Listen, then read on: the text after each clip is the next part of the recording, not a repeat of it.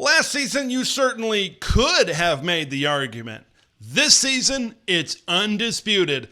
The Big Ten is the king of college football. But what exactly does that mean for the schools within the Big Ten Conference?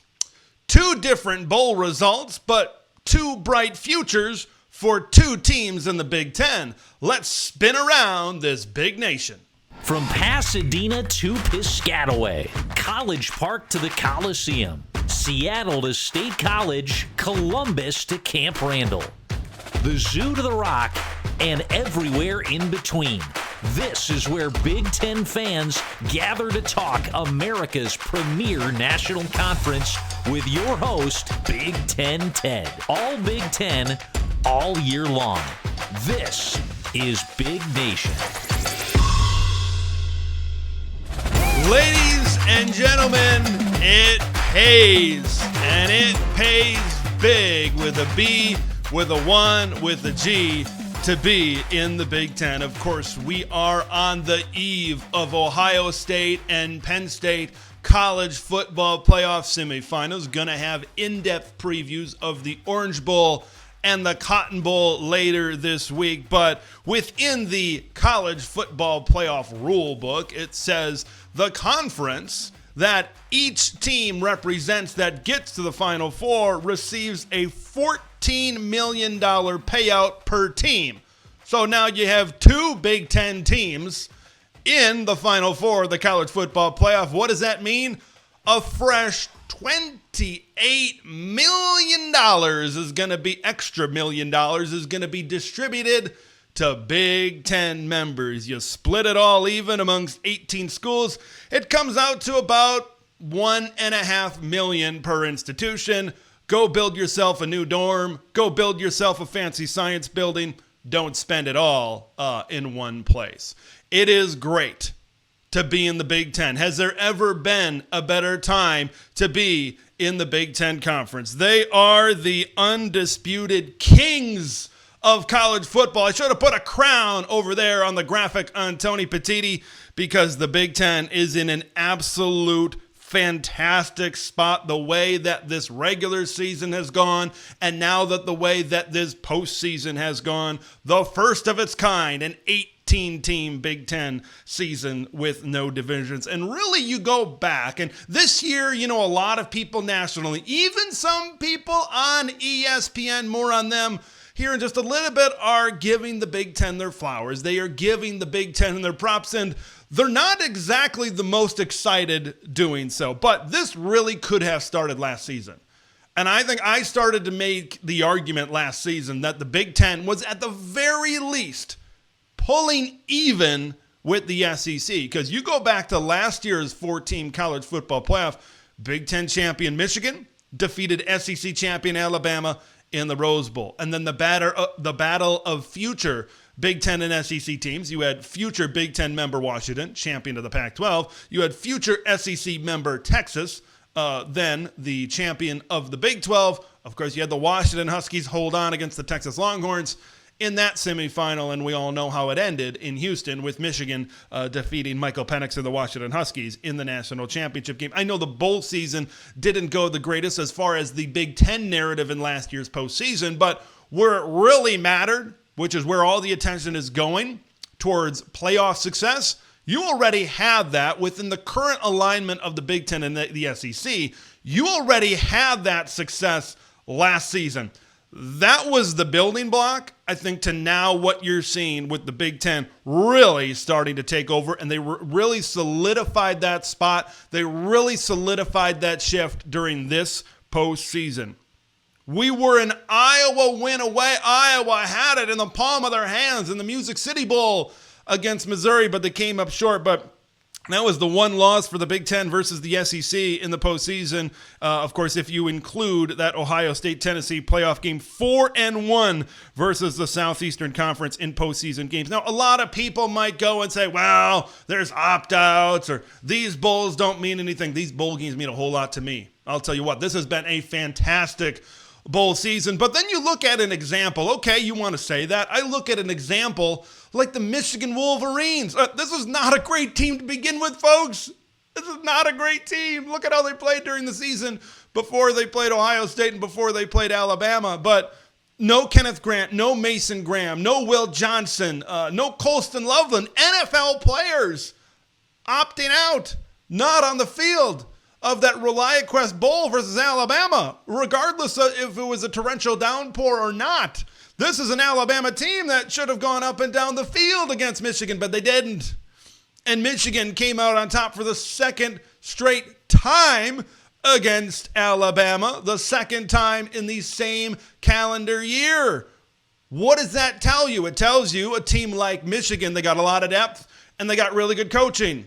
Does Alabama have that? Were they ready to go? Certainly doesn't seem that way in that particular matchup. Now, during this season, okay, you could see things really starting to shift, but the SEC was raising their hand and saying, hey, maybe we don't have an elite team. Of course, the Big Ten, they had Ohio State up here. Oregon was up there.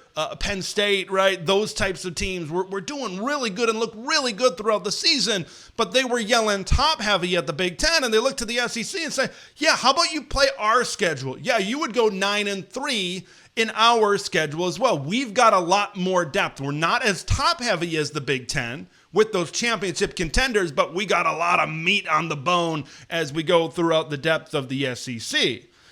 But I think a big reason for that, and before I get to that, I think this bowl season, really you should give a lot more credit to the depth that is the Big Ten. I think that the SEC, you look at 9-3 Illinois, which turned into a 10-3 Illinois, but these are regular season records. You look at 8-4 Iowa, like that was the bridge from the playoff teams to the 6-6 and 7-5 teams, where in the SEC you had 9-3 South Carolina, 9-3 Ole Miss, 9-3 Alabama. I've been saying this for some time.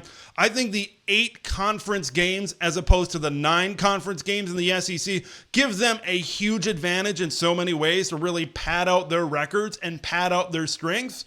Whereas I'm not sure if they've realistically had that strength this year, last year, 2 years ago, 3 years ago. I don't know if that's reality. I think that extra cupcake game gives them more teams that are bowl eligible. I think it turns 8-win teams into 9-win teams. It turns 9-win teams into 10-win teams where otherwise they wouldn't be that. And I think the road, I think it's maybe a little bit harder in the Big Ten, certainly because of that. You take a conference game away from Illinois, you take a conference game against Iowa. Hey, maybe these are 10-win teams when all is said and done. I would love to see college football really get on the same page with things scheduling-wise, but I think we all know that is certainly not happening. But this bowl season, I think, proved that the Big Ten is a lot deeper than I think a lot of people gave it credit for. Now, why is this happening, right? The SEC had such a stranglehold, man. They had such a stranglehold on college football. All of these national championships and national championships and national championships. Why is this all of a sudden happening now? It's about the timing. It's about the changing landscape of college football. Pre-NIL, pre-transfer portal, SEC teams were able to take a lot of the great talent because they were having a lot of the success. Of course, the South is a very ripe recruiting ground as well. They were able to take all of that great talent and they were able to keep it because you had to sit out for a year to transfer. You wanted your opportunity to play at this type of school. All right? So they could over-recruit kids. They could keep them on their teams. And other schools from the Big 12, from the Pac-12, from the Big 10, from the ACC, they did not have access to players like this. Now that kids can freely transfer, now that NIL and payments are all above the table for everybody else, the playing field has never been more level, and the Big 10 is taking advantage of that. Because when we talk about money, when we talk about all of these payments now being above the table, the Big Ten has big-time alumni bases. They have big-time donors, and thus they have big-time cash to throw around. Look at the donors at a place like Michigan and what they were able to do with the recruitment of Bryce Underwood. We know that Phil Knight over at Oregon has money on top of money on top of money. He invested it into the branding, the marketing, the uniforms, the facilities. It was always about, hey, we need to raise more money to be able to have better facilities to attract better talent and better recruits. Now that money is going directly into the player's pocket, and the Big Ten has proven they have a whole lot of cash to throw around. They've certainly got friends in high places. Now, we've kind of laid out why and how the Big Ten is the best conference in college football right now, and they've got to keep up that success to certainly keep that monitor. But what does it get you? Let's dive into that a little bit. Because, hey, it's great if you're a Rutgers fan, if you're a Purdue fan, if you're a Minnesota fan, if you're a UCLA fan.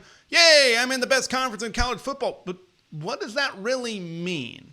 Now, here's what it meant for the SEC, that they were getting that benefit of the doubt. Automatically, it just popped into people's heads that, yes, the SEC is the top conference in college football. You would get a team like Texas A&M that really didn't deserve to be ranked in the preseason rankings in the top 25. They would get into that spot. You'd see other teams maybe ranked higher than they certainly should have been. Look at Missouri this past year. That was, I know Missouri got that win against Iowa, but they were chronically overrated in the rankings certainly this season, because it's got a effect that all ties together and it all connects together and all goes around in a circle.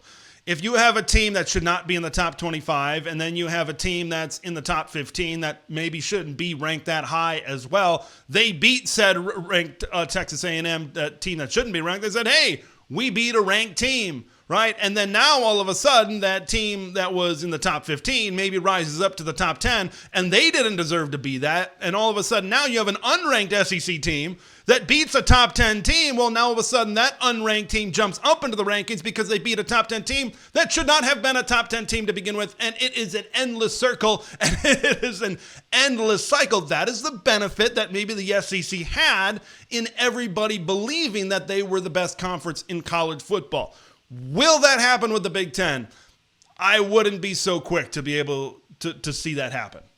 Right? I don't think that this thing is going to all of a sudden flip overnight just because of what happened last year in the playoff and then what's happened this year in the postseason. I think it's going to take more than 2 years to really have that kind of effect that the SEC and that kind of benefit that the SEC has certainly seen over the years. And then we know what type of a voice and how strong of a voice that the exclusive television partner of the college football playoff has, in ESPN. Folks, if you all of a sudden think that personalities on ESPN are going to be like, well, all right, we got to give our benefit of the doubt to the Big Ten, and they're going to be saying nice things for the next few years. Folks, that's not going to happen. That's not going to happen on a network like ESPN. ESPN and the SEC, they're business partners.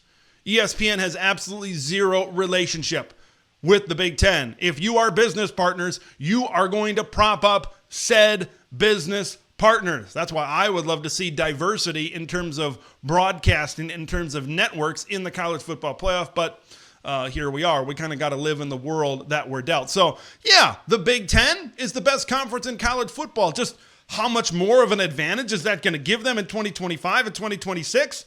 I'm not sure, because we're so ingrained. I think the media is so ingrained in this SEC culture. It's going to take more than just a couple of years to really flip things, where the Big Ten maybe gets those advantages that I talked about that the SEC currently possesses. And I want to make sure I say this. The Big Ten is very different from the SEC in this fact. You don't have Rutgers or Purdue or Minnesota or UCLA or some of these other programs claiming victory because Ohio State and Penn State are in the semifinals of the college football playoff. There is no B1G, B1G. There's none of that. There's no chanting that like there is SEC, right? Vanderbilt, Mississippi State may claim that, may stake a claim and stake a victory because of past previous success in the SEC. That's not what it's about here in the Big Ten. In the Big Ten, we love our teams and we hate our rivals. And it's like, oh yeah, that's cool. that Ohio State's in there. That's a cool that Penn State's in there. Yeah, that's cool, I guess. The next time we see them on the field, we want to kick their ass. We want to beat their butt. And that's what it means here in the Big Ten. So, yeah, we're just the cultures and the perspectives on that, certainly just a little bit different. Here's the crazy thing about the Big Ten. It is strong right now, but it can certainly get stronger. There are brands sitting out there that are just waiting to be harvested right now and waiting to really climb up into those next tiers. Like you look at the potential that Nebraska has. We've always talked about that. USC down in Southern California. There's a program that not many people talk about. Michigan State. Michigan State proved under Mark D'Antonio and Mel Tucker that this is a program that can rise into a top 10 type of program in college football. They can rise into that playoff type of discussion.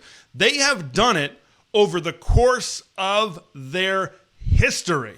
So Michigan State with Jonathan Smith is one that certainly I have my eye on. Luke Fickell's Wisconsin, maybe. We'll see if, that's a program that has certainly had a lot of success. So there are some programs out there in the Big Ten right now that are not as good, but certainly could provide even more depth to the Big Ten. Folks, going forward, the Big Ten is going to be an absolute grind. We know it already is, but it is going to be so much fun to watch on a week-by-week basis. Put on that crown, Tony Petitti. You have certainly earned it. All right, let's transition into some team-specific conversations.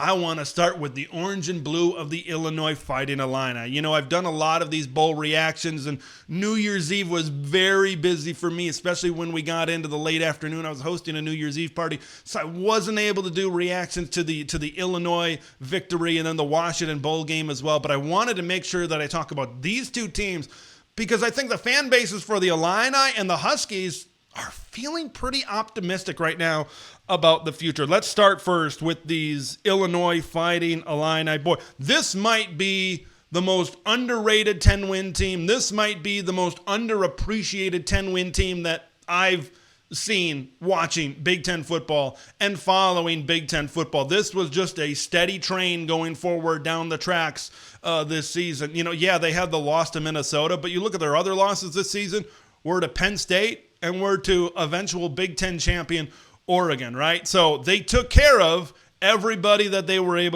should have taken care of throughout this schedule. Boy, they lined up against South Carolina, and Brett Bielema just shoved Shane Beamer into a locker. You love to see it. It was classic Big Ten football. They line up in that barge formation with all of those offensive linemen, and when they needed to get yards, they got yards. Illinois rushed for 183 yards, and it was peak Big Ten. And I think that's when we think of Brett Bielema, he is and I've said this many times before, he was put on this earth to do one thing and one thing only, coach Big Ten football, and that right there, that Citrus Bowl, was peak Big Ten football. I want to talk about Brett Bielema, man.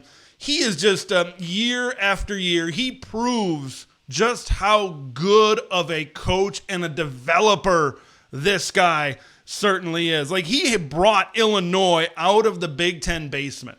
I think 2024, 2022, you had good NFL players. You had Chase Brown at running back. You had Sidney Brown at safety. You had Devin Witherspoon at corner. You had Johnny Newton at defensive tackle. Guys that are playing on NFL rosters certainly right now. You went 8-5 that year. This year, you went 10-3 with a roster. You kind of look around, and when all is said and done, there might be a sprinkling of NFL talent, but there's going to be nowhere near the type of NFL talent and high-level NFL talent that that 2022 team certainly had at Illinois. You see it on the graphic, what he's been able to do in 4 seasons. Like, the record might not pop out huge at 28-22. Yeah, it's about 500. It's pretty good. But considering where they were with Tim Beckman, considering where they were with Lovie Smith, Brett Bielema has not only righted the ship, he has that thing chugging through uncharted waters right now in Champaign, Illinois. And the future is extremely bright for the Illini. Luke Altmaier is coming back. I think he's going to be one of the top Big Ten quarterbacks that will return for 25. If they can keep running back Caden Fagan healthy, he can be a 1,000-yard back in the backfield. Because of the JUCO exemption, J.C. Davis, the great offensive lineman,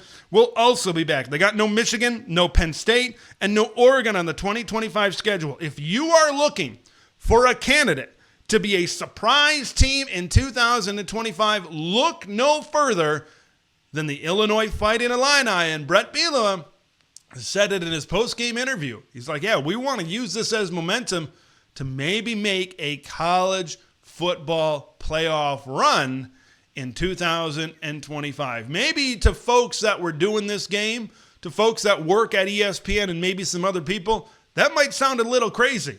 But this is modern-day college football. Brett Bielema in Illinois, they can certainly make that run if they put the pieces in place during this offseason. Let's finish up on the West Coast. I'm wearing my Mount Rainier shirt from the beautiful Evergreen State, from the state of Washington. So let's talk some Husky football. Yes, they did come up short in their bowl game. They weren't able to convert a 2-point conversion against Louisville. 35-34 loss to the Cardinals in that game. But I think what you're seeing off the field with some of these acquisitions, and I think what you saw on the field in El Paso, there is a fun and exciting future for the Washington Huskies upcoming. Let's talk about Damon Williams. Man, he's an exciting player to watch, isn't he? Man, this kid was a true freshman this year. I think with him being the guy for a full offseason, for a full spring, for a fall camp, I think that he is going to take a big-time jump in his development.